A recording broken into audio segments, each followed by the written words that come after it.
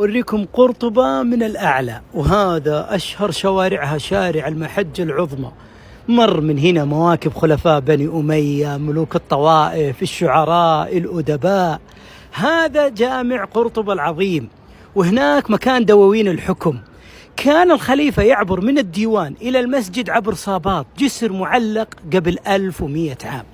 هذه الناحية كانت قصور الخلافة. هناك إذا تشوفون السور كان مكان قصر عبد الرحمن الأوسط.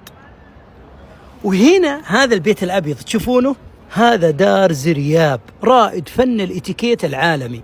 وفد على الأندلس من الدولة العباسية في عهد عبد الرحمن الأوسط، أكرموه، كان يعطيه راتب 40,000 دينار ذهبي، أكثر من راتب رئيس الولايات المتحدة الأمريكية. واللي خلفه دار المدنيات، يعتبر أول معهد موسيقي في العالم. فالجواري يوم يجون من السبي يمرون على دار المدنيات، يتدربون على الفن والشعر، بعدين يدخلون إلى القصور.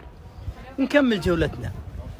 وهذا جامع قرطبة العظيم، أعظم بناء شيدته يد العرب. اللي موجود هنا الكنيسة اللي بنيت بعد السقوط في قلب الجامع، حتى أنه حاكم قشتالة يوم شاف البناء قال: ماذا فعلتم؟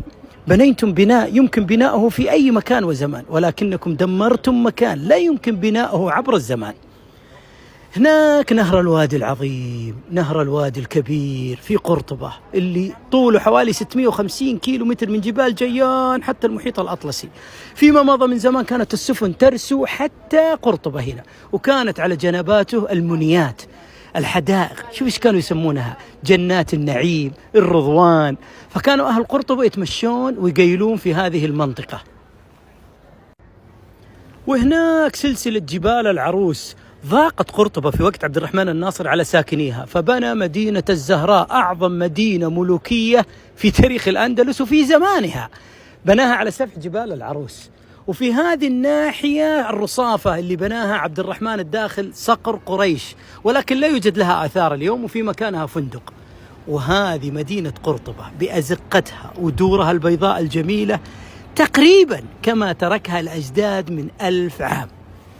أنت فعليا إذا زرت قرطبة يرجع فيك الزمان إلى القرن الرابع الهجري، الخامس الهجري.